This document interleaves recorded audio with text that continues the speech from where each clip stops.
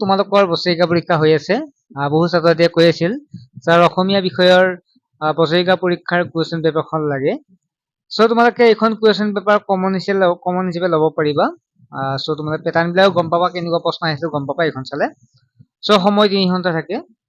আমি প্ৰশ্নখিনি আগবাঢ়িছো, তাৰ আগতে তোমালোক অৱগত কৰাব বিচাৰো, বহু ছাত্ৰীয়ে জানে, যিসকলে জানে তোমালোকে ভিডিঅ'টো স্কিপ কৰিব পাৰিবা, যে আমাৰ অনলাইন টিউচন যিটো এডমিশ্যন চলি আছে, একেবাৰে কম চিট আছে, মাত্ৰ 21টা চিট আছে।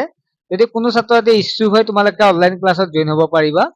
তোমালোকে মাহিলী মাত্ৰ 99 টকা দিলে হ'ল 4টা বিষয়, মেথ, সায়েন্স, ছচিয়েল সায়েন্স আৰু ইংলিছ গ্ৰামাৰ।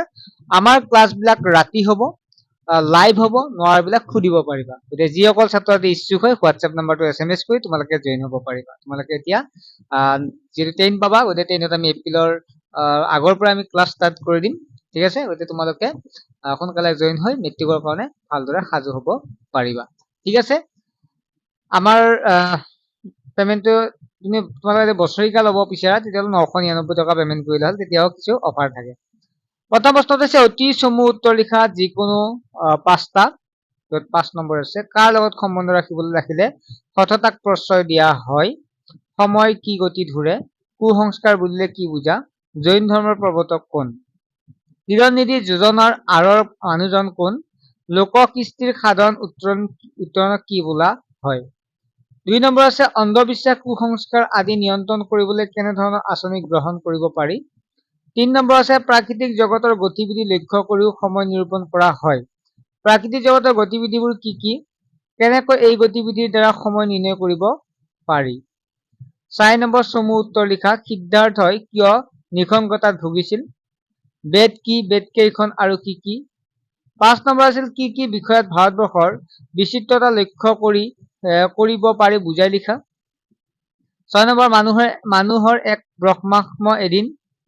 বাক্যভাষীৰ অন্তৰ্নিহিত ভাৱ বিশ্লেষণ কৰা 3 নম্বৰ আছে। কন্যা সন্তান সুৰক্ষাৰ বাবে শ্যাম সুন্দৰ পালিৱালে কেনেধৰণৰ আঁচনি গ্ৰহণ কৰিছিল? য'ত 4 নম্বৰ আছে। 8 নম্বৰ চমু উত্তৰ লিখা কত আছে কাম্পে কাম্পে অৰুণ অধৰ।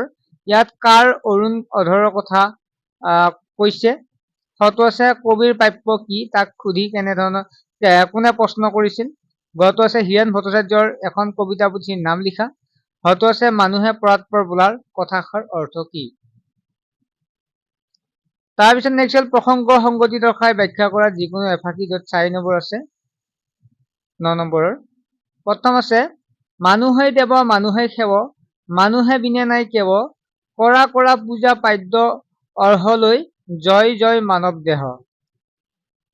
তাৰপিছত আছে মোৰ নাইবা এইটো লিখিলে হ'ব, মোৰ জীৱনৰ আহে আহে, মোৰ যৌৱনৰ কোহে কোহে, সেই সপোনৰ কল ৰল। 10 নম্বৰ আছে কবিজনাৰ নাম উল্লেখ কৰি মূল ভাৱ লিখা যিকোনো এটা, শিশুলীলা বা মোৰ দেশ। 5 নম্বৰ আছে শংকৰদেৱৰ এখন শ্ৰেষ্ঠ তত্ত্বমূলক গ্ৰন্থৰ নাম লিখা, য'ত 1 নম্বৰ আছে। তলৰ প্ৰশ্নবোৰ উত্তৰ লিখা। তলৰ শব্দ কেইটাত কি কি কাৰণত মূৰ্ধন্য বা মূৰ্ধন্য ষ হয় লিখা যিকোনো দুটাৰ বৰ্ণ আহৰণ অনুষ্ঠান দুষ্ট দিয়া আছে। সমাৰ্থক শব্দ লিখা যিকোনো দুটাৰ বিঘাত আন্ধাৰ পৃথিৱী। গত আছে বিপৰীত শব্দ লিখা যিকোনো দুটাৰ যোগাত্মক সক্ষম বৈচিত্ৰ্য।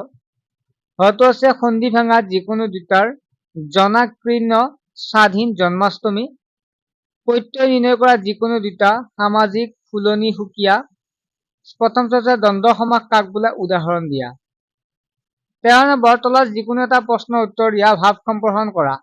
সময়ৰ টিকনি হেনো আগফালে। বাক্য ৰচনা কৰা। কাণ বাগৰা অজিন পাতকী কাণে কাণে কাণ মাৰি কপাল ফুলা। গত আছে তোমাৰ শাৰীৰিক অসুস্থতাৰ বাবে বিদ্যালয়ত 2 দিন উপস্থিত থাকিব নোৱাৰা কাৰণ দৰ্শাই বিদ্যালয়ৰ প্ৰধান শিক্ষক বা অধ্যক্ষলৈ এখন আবেদন লিখা। তলত যিকোনো এটা বিষয়ত এখন ৰচনা লিখা। তোমাৰ প্ৰিয় সাহিত্যিক, ছাত্ৰৰ কৰ্তব্য, প্ৰদূষণ, যিকোনো এখন ৰচনা লিখিবা। তোমাৰ দ্ৰুত পথৰ অন্তৰ্গত যিকোনো দুটা জনগোষ্ঠীৰ বিষয়ে লিখা, য'ত 6 নম্বৰ আছে। তোমাৰ দ্ৰুত পথৰ অন্তৰ্গত যিকোনো দুজন ব্যক্তিৰ বিষয়ে চমুকৈ লিখা। 17 নম্বৰ চমু উত্তৰ দিয়া। মাধৱ কন্দলীৰ ৰামায়ণ কেইটা কাণ্ড পোৱা যায়? সুগ্ৰীৱ কোন? মাধৱদেৱৰ কি সাহিত্যিক জীৱনৰ কীৰ্তিস্তম্ভ কি? কানিয়াৰ কীৰ্তনৰ ৰচক কোন? মানুহৰ সুখ দুখৰ আচল কথা কি?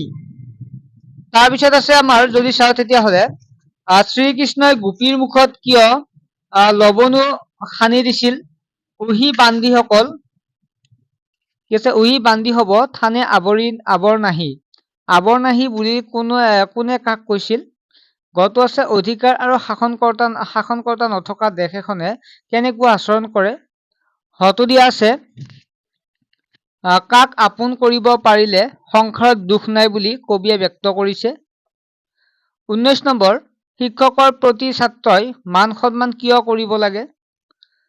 সুৰক্ষিত লংকানগৰী দেখিলে হনুমন্তৰ মনলৈ কেনেধৰণৰ চিন্তা আহিছিল? সমাৰ্থক শব্দ লিখা যিকোনো দুটা প্ৰবন গড় লোটক। বিপৰীত লিংগবাচক শব্দ লিখা মুনিহ অজলা সদস্য। ছাত্ৰ-ছাত্ৰীসকল আশা কৰোঁ তোমালোকে এনেকুৱা প্ৰশ্ন আহিলে পৰীক্ষাত পাৰিবা। চ' চেনেলটো ছাবস্ক্ৰাইব কৰি ৰাখিবা। মই নেক্সট কুৱেশ্যন পেপাৰবিলাকো তোমালোকৰ লগত আলোচনা কৰিম। ঠিক আছে, বাই।